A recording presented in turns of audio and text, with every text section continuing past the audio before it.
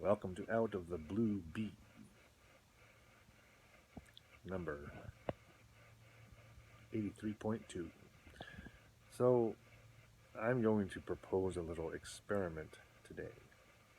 We are in the chapter called Life in the Van Allen Belts.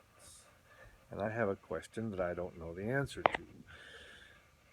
The question is there any way to surmise, A, and B, is there any pattern to what direction these tunnels of light head?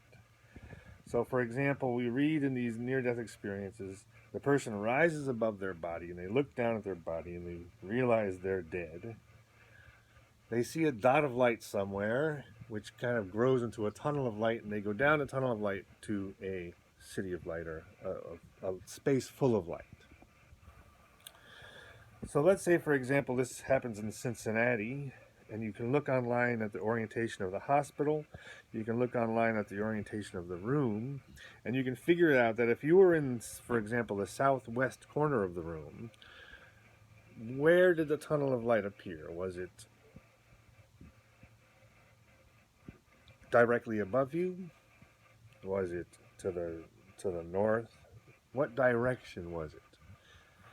And I wonder if there's any way to surmise this. I don't even know if this question is answerable exactly.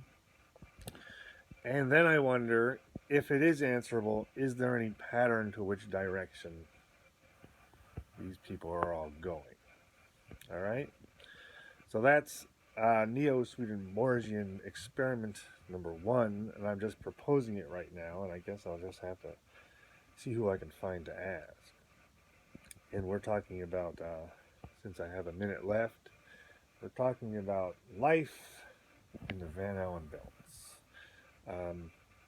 Because I've made this curious observation that in this book called Spirit Intercourse by J. Hewitt Mackenzie, he has a map of the spirit lands, and in a curiously accurate way, that map, printed in the year 1916, corresponds with a map of the Van Allen belts, which were not discovered till the 1950s.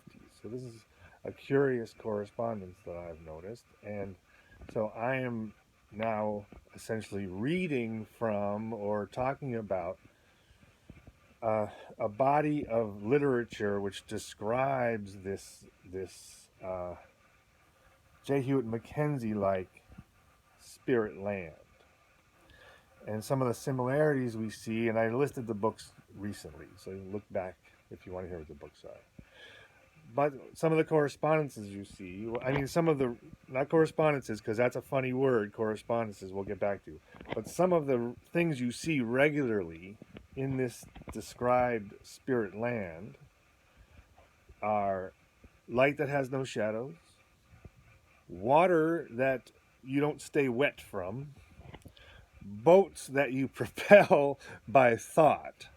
Right, so that's kind of enough right there to talk. Those are 3 similarities you see in all these 4 writers, and one of these 4 writers, J. Hewitt Mackenzie, nailed specifically the size of the Van Allen belts somehow.